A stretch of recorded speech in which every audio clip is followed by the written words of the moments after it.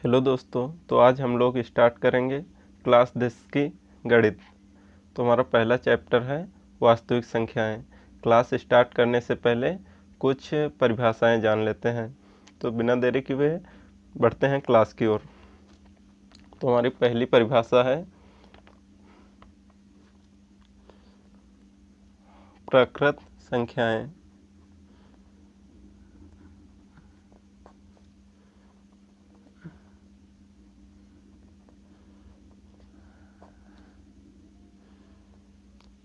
प्रकृत संख्याएं को हम लोग n से प्रदर्शित करते हैं। जानते हैं प्रकृत संख्याएं क्या होते हैं। गिनती वाली संख्याएं प्रकृत संख्याएं कहलाती हैं, जैसे कि 1, 2, 3, 4, 5, 6 ये हमारी प्रकृत संख्याएं हुई। तो दूसरा नंबर देखते हैं परिभाषा, पूर्ण संख्याएं।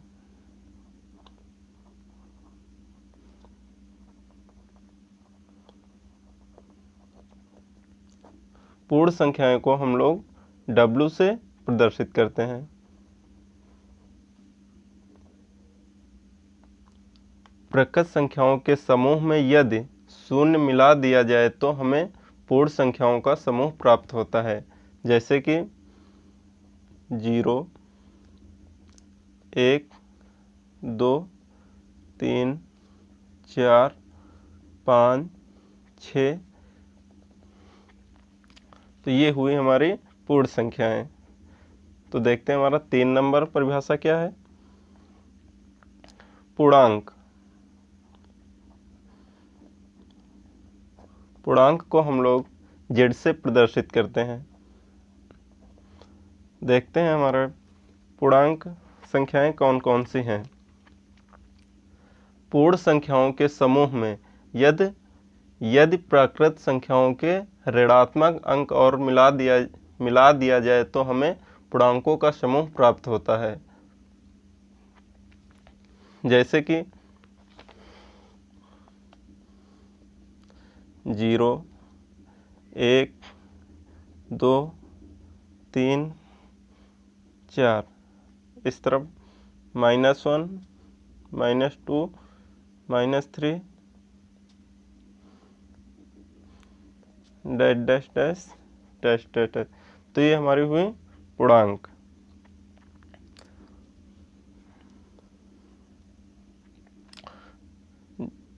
जो पूर्णांक शून्य से बड़े होते हैं, मतलब ये वाले जो पूर्णांक शून्य से बड़े होते हैं उन्हें हम लोग धनात्मक पूर्णांक कहते हैं।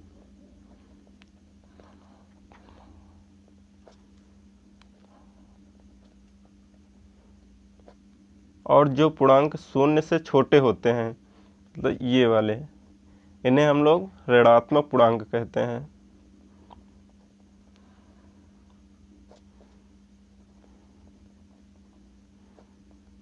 और जो हमारा 0 शून्य है, ये ना ही धनात्मक पूर्णांक है ना ही ऋणात्मक पूर्णांक है।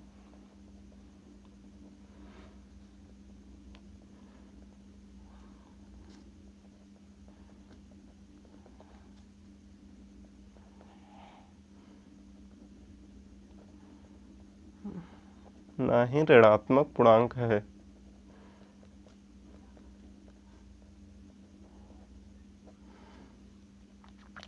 देखते हैं हम अगली हेडिंग 4 नंबर, परिमेय संख्याएं। परिमेय संख्याएं क्या होती हैं।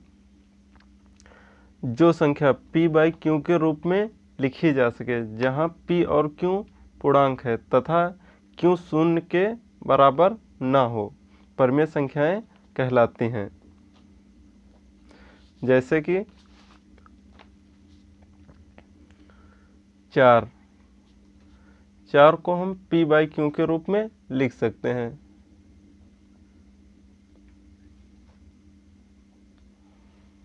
और -3 को भी हम p/q के रूप में लिख सकते हैं। तो देखते हैं हमारा अगली परिभाषा क्या है। 5 नंबर, अपरिमेय संख्याएं।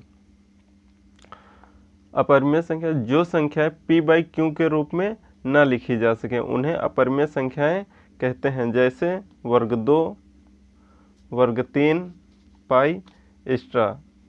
जैसे कि पाई का मान होता है 22/7।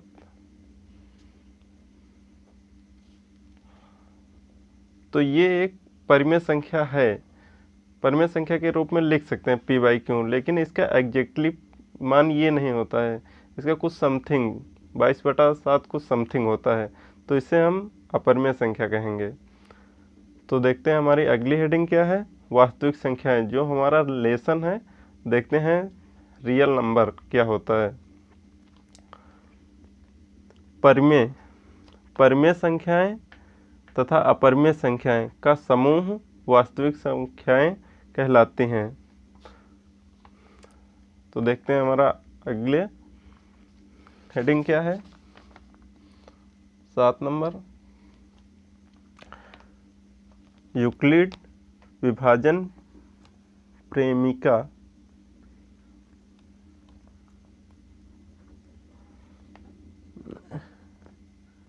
यूक्लिड विभाजन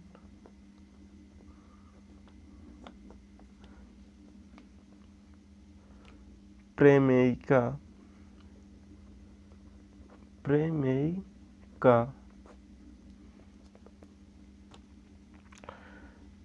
प्रेमिका एक सिद्ध किया हुआ कथन होता है और इसे एक अन्य कथन को सिद्ध करने में प्रयोग किया जाता है। उदाहरण तो हम दो धनात्मक पूर्णांक संख्याएं ले लेंगे। तो हम ले लेते हैं 21 और 5। ये हमारी दो धनात्मक पूर्णांक संख्या हैं। तो 5 से 21 बड़ा है, तो हम 21 को 5 से भाग देंगे, तो 4 बार में जाएगा, 5 चौको 20, शेषफल 1। तो इसको हम लोग लिख सकते हैं 21 बराबर 5 गुणे 4 प्लस 1। तो ये हमारा एक समीकरण मिल जाएगा यहाँ से।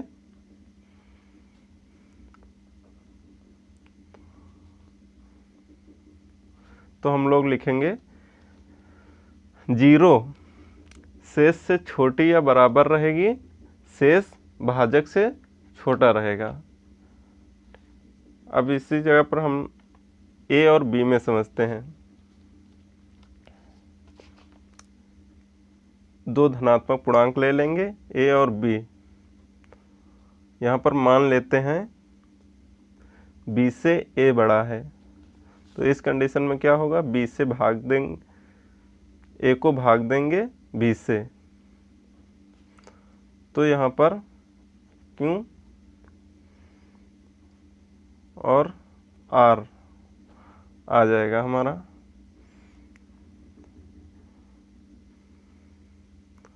तो यहाँ पर हमारा समीकरण बन जाएगा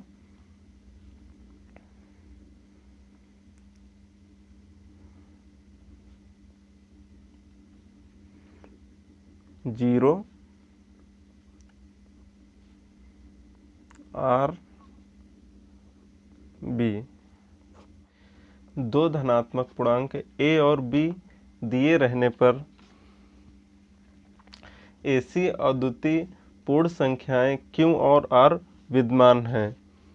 q और r विद्यमान हैं, जैसे कि a बराबर b q प्लस r, जहाँ शून्य r से छोटी या बराबर है, जहाँ पर r शून्य से छोटी या बराबर है और r b से छोटा है।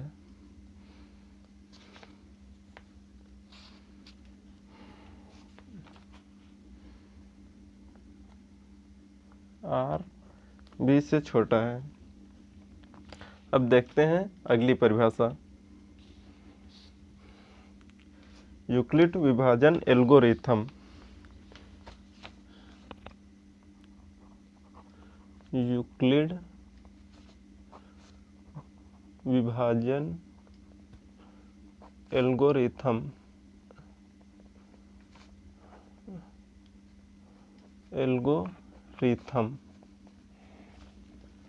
तो इसमें क्या है? एल्गोरिथम सुपरिभाषित चरणों की एक श्रृंखला होती है जो एक विशेष प्रकार की समस्या को हल करने की एक प्रक्रिया या विधि प्रदान करती है। तो मान लीजिए ये हमारी श्रृंखला है, एक सीरीज ले लेते हैं।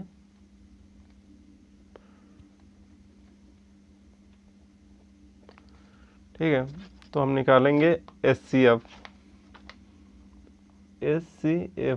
हम लोगों ने हिंदी में पढ़ा है माशापा।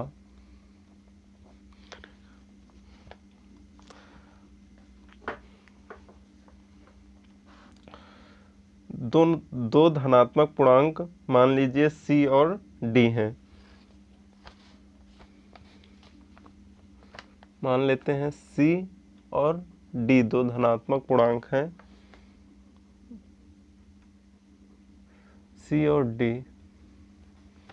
ठीक है, उसके बाद मान लेते हैं D से C बड़ा है।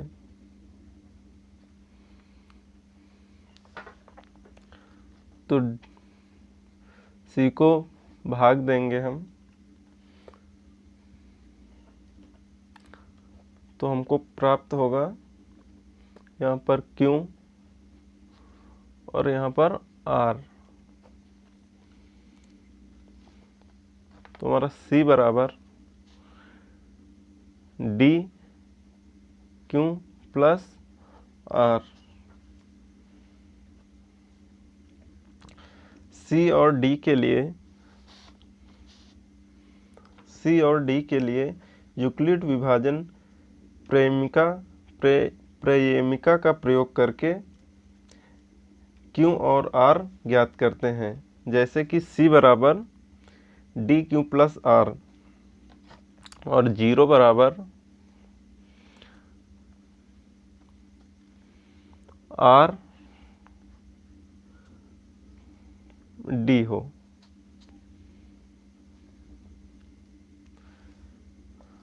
आगे देखते हैं, यदि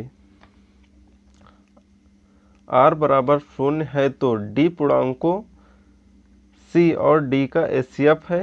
यदि R शून्य के बराबर नहीं है तो D और R के लिए यूक्लिड विभाजन प्रमेयिका का प्रयोग करें। अगर आपका शेषफल रिमाइंडर 0 नहीं बचता है तो फिर आगे यही प्रोसेस करेंगे। R बराबर, अगर R बराबर 0 नहीं है हमारा, तब अब D को भाग देंगे। यहाँ पर Q1 R1।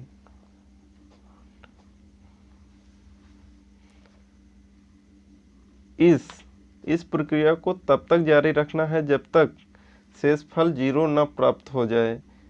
इसी स्थिति में प्राप्त भाजक की वांछित HCF है।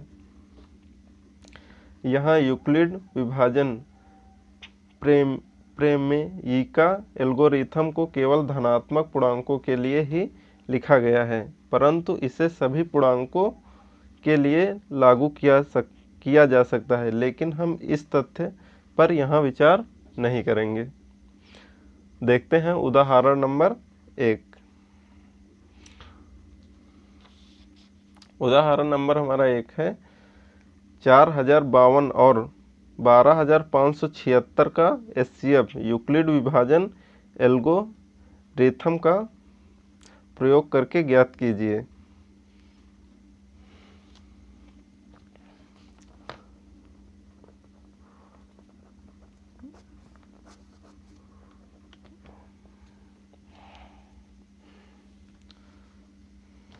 तो यहाँ पर दो संख्याएं दी गई हैं,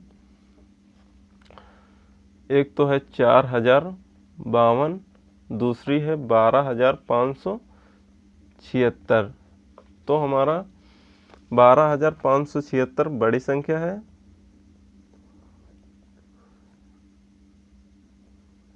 4052 से।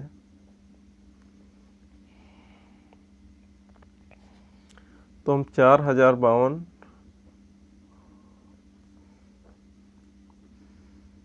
12576 को भाग देंगे, यहाँ पर जाएगा 3 बार में,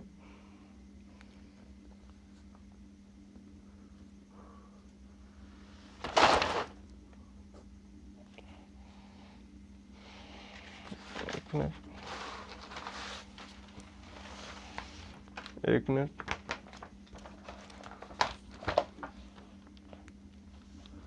तो यहाँ पर घटाएंगे,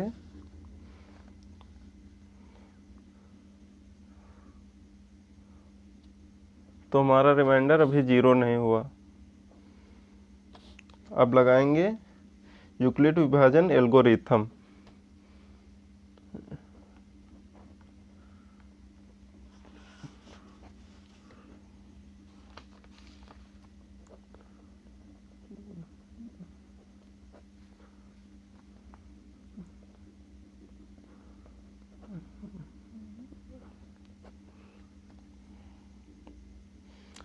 बारह हजार 576 बराबर 4052 इंटू 3 प्लस 420। आर बराबर 0 नहीं है। अब भागा देंगे 4052 में, तो 9 बार में जाएगा।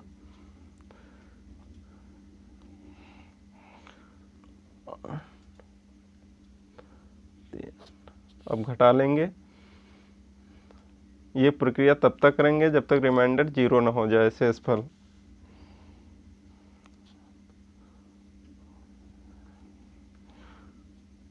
तो हमारा नहीं हुआ रिमाइंडर 0।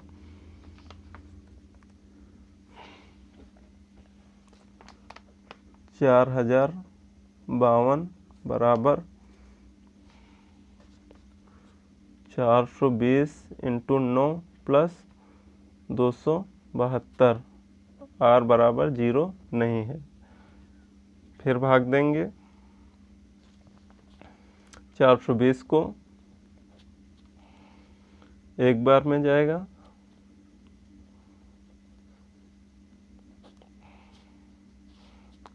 घटाएंगे 148 आएगा हमारा। फिर भी रिमाइंडर 0 नहीं आया।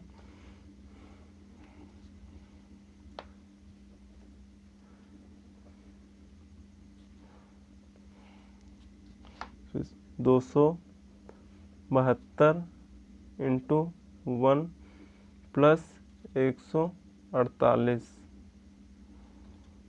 आर बराबर 0 नहीं है। फिर भाग देंगे 272 को, फिर जाएगा एक बार में 148। 4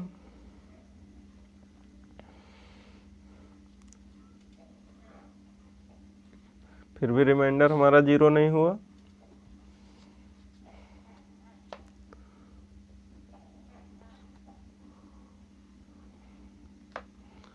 एक 148 इंटू 1 प्लस 124। आर बराबर, आर हमारा फिर भी 0 नहीं हुआ। अब फिर हम भाग देंगे इसी को, 148 को,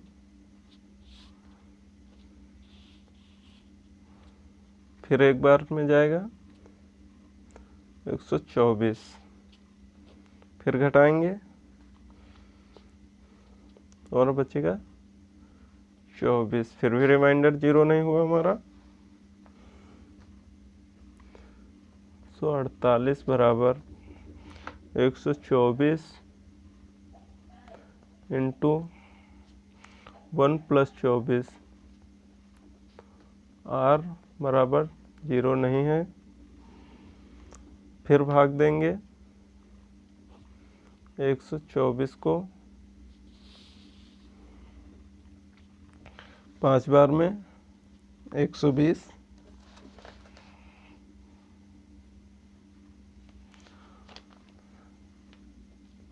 बचेगा 4। फिर भी हमारा रिमाइंडर 0 नहीं हुआ। 124 बराबर 24 × 5 + 4 r बराबर 0 नहीं है।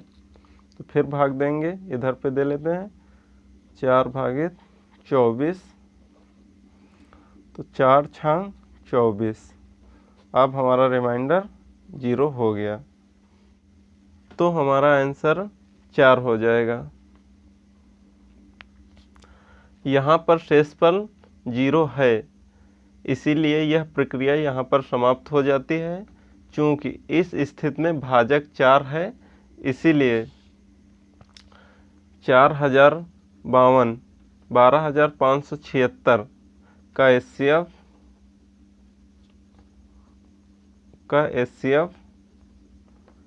4 है।